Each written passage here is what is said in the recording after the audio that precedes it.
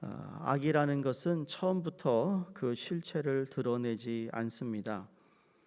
악은 환한 얼굴로 세상을 다 줄 듯 우리에게 나타나고 미혹을 하는데 사람의 마음 문 앞에 서서 끊임없이 두드립니다. 감언이설로 유혹하는데 어떤 이유로든지 문을 열어주면 그 다음 발을 들여놓습니다.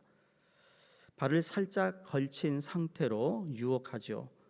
그리고는 조금 더 들어오고 조금 더 들어와서 마지막 머리까지 들어온 후에는 이 악의 본체가 드러납니다. 악은 이렇게 우리 마음속에 뿌리를 깊이 내린다는 거죠. 이렇게 되면 쫓아내기가 쉽지 않습니다. 악이 이미 우리 마음속에 뿌리를 내렸기 때문일 것입니다. 그리고 씨를 뿌려 우리 마음의 집을 점령해 버려요. 그래서 마음밭을 점령하고 우리가 살아가는 모든 영역을 악이 실제로 점령하는 희한한 광경을 목격하게 된다는 것입니다. 그러니까 악이 들어오고 난 이후에는 그 악을 제거하기가 정말 쉽지 않습니다. 그래서 초기 대응이 아주 중요합니다. 처음부터 문을 열어주지 말아야 한다는 것이죠. 분명히 악이라는 것을 알았다면 문을 열어주면 안 되는 것입니다. 이걸 우리는 타협이라고 합니다. 나는 괜찮아. 이 정도는 뭐 내가 핸들할 수 있어라는 자기 생각에 타협을 하다 보니까 나중에 속아 넘어가서 모든 것을 다 빼앗기는 것이죠. 그래서 예수님도 도적은 우리를 어떻게 하죠? 우리를 속이고 그다음에 훔치고 죽이고 그리고 우리를 멸망시킨다고 그랬어요. 사람들은 자기 과시를 합니다. 나는 악을 충분히 여길 수 있다. 나는 성경도 열심히 읽고 기도도 열심히 하고 믿음 생활도 이만하면 잘하고 있으니까 이 정도는 충분히 다스릴 수 있다는 자기 과시 때문에 큰 화를 불러일으킬 수가 있습니다. 이를테면 이단은 아예 상대하지도 말아야 합니다. 그들을 회심시켜 보겠다고 시도하잖아요. 그들의 대화에 밀립니다. 그리고는 나도 모르게 그들의 꾀임에 빠질 수 있는 것이죠. 오늘 저희가 읽은 본문에는 여호사밧의 아들 여호람의 이야기입니다. 여호람이 바로 이와 같았다라는 거죠. 아버지 여호사밧은 훌륭한 왕이었는데 그가 일생에 한 가지 잘못한 것이 있다면 누가요? 여호사밧이 북이스라엘의 악한 왕 아합과 사돈을 맺는 것이었습니다. 자기가 아들 여호람과 북이스라엘의 아합과 이세벨의 딸인 아달랴를 혼인시키고 아달랴를 남유다의 며느리로 데려온 것이 문제가 되었습니다. 그러니까 사람 한 사람이 이렇게 중요한 거예요. 거기에 누가 있느냐가 참 중요하거든요. 어디나 그렇습니다. 사람이 모인 곳에는 누가 리더가 되느냐, 누가 영향력을 미치고 있는가, 이건 잘 봐야 된다는 거죠. 처음엔 몰라요. 그래서 관찰을 해야 되는 것이고 관찰해서 분별력을 가지고 이 사람이 그 자리에 앉아야 할지 앉으면 안 될 사람인지를 분별해야 된다는 겁니다. 그것도 솔직히 다 속이면 나중에 어쩔 수가 없죠. 처음엔 잘하는 것 같았는데 딱 그 자리에 앉으면 사람이 변하는 사람들이 있다라는 거죠. 여기 여호사밧은 나름대로 자신이 있었어요. 자기 아들을 아마 믿었을 겁니다.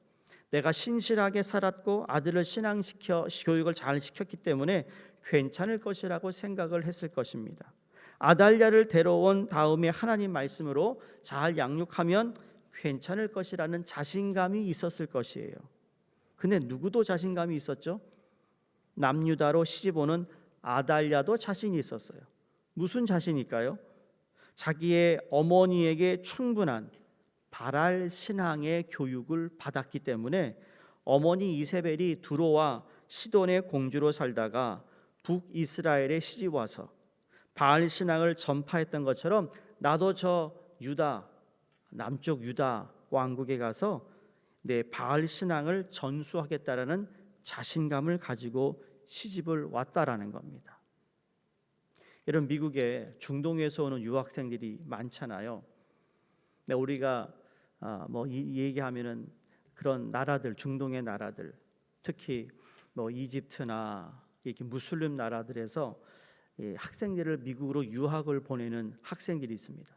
한국에도 유학을 보냅니다. 근데 그 유학을 그 국가에서 장학금을 받고 나아가는 유학생들 중에 대부분은 다 나라에서 지원하는데 그들의 사명이 있어요. 뭔지 아세요? 그 나라 가서 다 무슬림으로 다 바꾸게 하라는 거예요. 그게 사명이 있어요. 그래서 무슬림 미국의 아메리칸 어소시에이션이 있어 다 연결이 돼가지고 어떻게 하든지 처음에는 그렇게 나이스하대요. 그 한국에 있는 대학교 캠퍼스 커플이 많아지면서 지금은 이제 부각이 됐지만 그런 일이 얼마나 많아요. 속았다라는 거예요.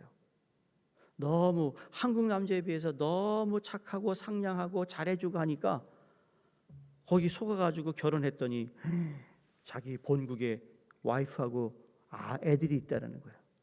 그런데 딱 무슬림하고 결혼하면 무슬림 가족이 되니까 함부로 이혼도 못 해준대요. 이런 일들이 벌어진다는 거예요. 처음에는 안 그래요. 조용해요. 잘 따라요. 무슬림의 특징이 뭔지 아세요? 혼자 있을 때는 가만히 있어요. 근데 자기의 수가 늘어나면 그때부터 자기들이 요구하는 것을 들어달라고 항의해요. 어찌되었든 지금 여호사밧도 자신이 있었고 자신감이 있었고 이 아달랴도 자신감이 있었어요. 자신감 있는 사람들이 함께 만나 가정을 이루었어요. 믿음으로 나라를 지키고 여호람의 방패가 되었던 그 아버지 여호사밧이 이제 세상을 떠납니다. 세상을 떠나니까 오늘 읽지 않았지만 21장 1절에서 10절까지 어떤 내용이 나오냐면 이제 여호람의 시대가 열린 겁니다. 이제부터 악에 본격적으로 문제를 일으킵니다. 여러분 4절을 보시기 바랍니다. 여호람이 그의 아버지의 왕국을 다스리게 되어 세력을 얻은 후에 그의 모든 아우들과 이스라엘 방백들 중 몇 사람을 칼로 죽였더라. 누가 죽었을까요? 여호와 하나님을 잘 경외하고 그리고 자기의 경쟁자가 되는 사람들을 다 죽였다는 얘기예요. 악은 세력을 얻기 전까지는 천사의 얼굴을 하고 있습니다. 처음에 아달랴가 남유다 왕실로 시집와서 얼마나 잘했을까요? 세력을 얻기까지는.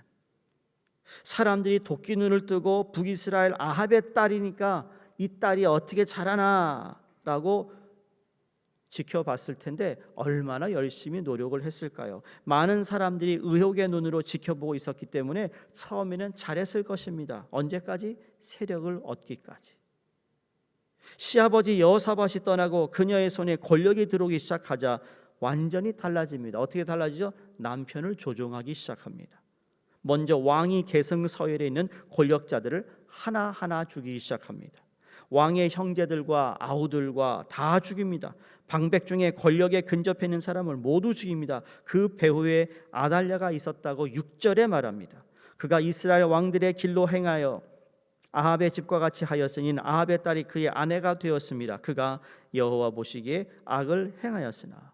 여호람이 이렇게 하는 배후에는 아합의 딸 아달랴가 있었음을 성경이 밝혀주고 있습니다. 이제 문제가 생긴 것이에요. 악이 남유다 왕실의 뿌리를 내리고 남유다의 여호람 왕을 통제하고 좌우하고 있는 이런 상황에 하나님은 더 이상 그곳에 영광으로 임재하지 않습니다. 이게 가장 심각한 것이겠죠. 하나님이 떠나게 되니 그들과 함께했던 하나님의 영광도 떠나더라는 겁니다. 하나님이 함께 있으면 구심력이 생겨서 재물도 건강도 일상의 축복도 우리와 머물러 있는데 하나님이 떠나고 나니까 하나님이 붙들고 계셨던 모든 것이 떠나갔다. 원심력이 생겨서 밖으로 사라지게 됐어요. 10절에 보시면 이와 같이 에돔이 배반하여 유다의 지배하에서 벗어났더니 오늘까지 그러하였음에 그때의 림나도 배반하여 여호람의 지배하에서 벗어났으니 이는 그가 그의 조상들의 하나님 여호와를 버렸음이니라. 대가를 치르고 있어요. 하나님을 버리고 나니 하나님도 그들을 떠났고 하나님이 떠나고 나니 그들의 지배하에 있던 에돔 세상 말로 아무 소리 못하고 거기에 그냥 다 따라왔던 에돔과 림나도 떠났다. 무슨 말이죠? 사람들이 나를 잘 따라고 있다라는 것은 하나님이 그만큼 나에게 그러한 고난을 허락해 주셨다는 이야기예요. 근데 하나님을 떠나는 순간 그렇지 못한다는 거죠. 교회는 더더욱 그런 것 같아요. 목회자를 비롯해서 목회자로 시작해서 다 그렇습니다. 하나님을 떠난 생각을, 하나님을 떠난 목회자, 하나님을 떠난 성도가 된다면 자기에게 주어진 그 포지션을 지키기 위해 악랄하게 수단 방법을 가리지 않고 지키려고 합니다. 그러니까 아주 못 볼 것을 보게 되고 못 들을 것을 듣게 된다는 거예요.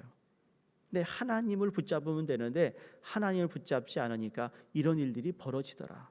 하나님은 그럼에도 불구하고 여호람에게 한 번 더 기회를 주세요. 오늘 읽은 11절 말씀이 그겁니다. 그 당시 북이스라엘에서 예언하던 엘리야가 여호람에게 장문의 편지를 씁니다. 엘리야의 편지 내용이 이런 겁니다. 내가 내 아버지 여호사밧의 선한 길을 떠나도 너보다 선한 형제들을 칼로 죽였으니 너는 앞으로 창자의 중한 병이 들어서 죽을 것이다. 이 말은 돌이킴을 촉구하는 편지였습니다. 이게 어떻게 보면 하나님이 여호람에게 마지막 주시는 기회였다라는 거죠. 엘리야의 글을 읽고 그가 돌이켰다면 이런 비참한 결말은 피할 수 있었을 겁니다. 하지만 이미 악이 그 마음 깊이 뿌리 내리고 있었고 아달랴가 모든 권력을 쥐고 있었기 때문에 다시 돌이키는 것이 불가능했던 것이죠. 결국 여호람은 비참한 죽음만 기다리고 있을 뿐이고 18절에서 20절 말씀이 바로 그가 비참하게 죽음을 맞이하게 되었다라는 것을 밝혀주고 있습니다. 그런데 백성들도 그를 열왕들의 묘실에 두지 않았다. 다시 말해서 그를 왕으로 인정하지 않았다라는 겁니다. 결국 이 모든 비극의 시작은 아버지 여호사밧의 자기 과시에 있었던 것이 아닐까? 이 정도는 내가 통제할 수 있다는 자기에게 너무 자신만만했던 것이 이런 비극을 불러왔을 수도 있다라는 겁니다. 성도님들, 악이 우리의 마음 문을 두드리는데 이 정도는 통제할 수 있을 것이라는 생각은요, 오산입니다. 악은 잉태하게 돼 있습니다. 언젠간 그 모습을 보이게 돼 있습니다. 숨기고 숨겨도 언젠가는 보인다는 것이죠. 그렇게 생각하는 자체가 어리석음입니다. 악을 통제할 수 있는 분은 하나님 한 분밖에 없습니다. 악은요, 피하는 겁니다. 어리석은 사람들이요, 한번 해봐. 일부러 내가 이런 어리석은 짓을 하지 말아야 된다는 거죠.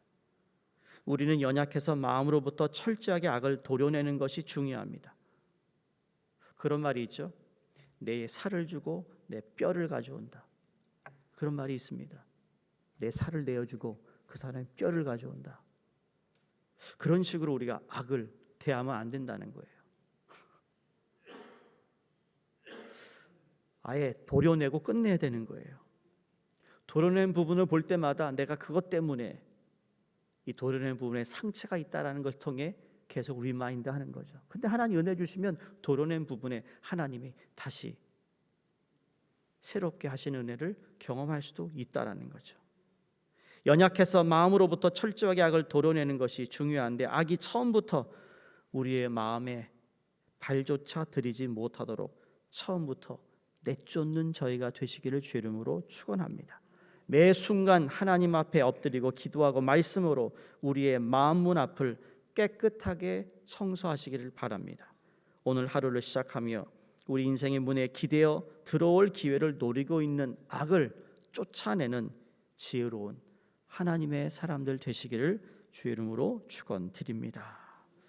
사랑의 하나님, 하루에도 우리의 마음이 몇 번씩 바뀌는 우리의 불안전한 마음을 다스려 주시옵소서. 마음을 잘 지켜 악이 틈타지 못하게 하옵시고 악을 통제할 수 없음을 깨달아 매일매일 하나님과 동행하는 삶이 되게 하여 주시옵소서. 그래서 악을 다스리시는 하나님을 의지하며 나의 마음과 생각을 온전히 드리오니 우리를 받아 주시옵소서.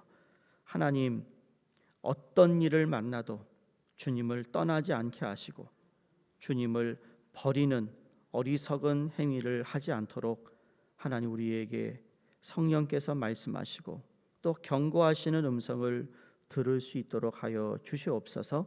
감사드리며 예수님 이름으로 기도드리옵나이다. 아멘. 우리 함께 기도합니다. 일본의 마크 앤 레이처 선교사님과 일본 히로시마 교회 이상훈 장미숙 선교사님이 기도해 주시고 오늘 저녁에 있을 또 수요 예배 특별히 창세기 강해를 통해 하나님이 창조하신 모든 섭리에 하나님의 손길이 있음을 우리가 배울 뿐만 아니라 깨달아 이 세상을 살아가는 저희에게 큰 긍지를 가지고 살아가도록 우리 함께 기도하겠습니다.